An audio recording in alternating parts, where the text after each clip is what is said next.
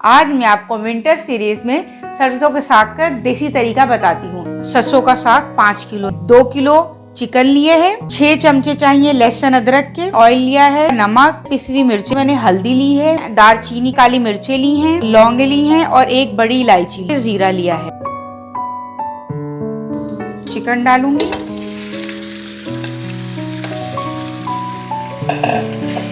बाकी मसाले डालती हूँ।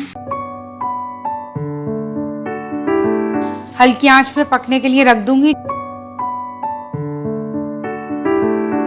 जो मैंने सरसों का साग और पालक वगैरह घोट के रखा था वो मैं इसमें डाल रही हूँ।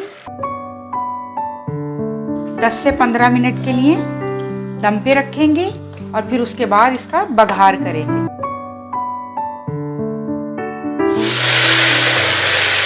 अगर आपको मेरी रेसिपी पसंद आई है तो इसको लाइक, शेयर और सब्सक्राइब कीजिए। मिलते हैं नेक्स्ट रेसिपी के साथ।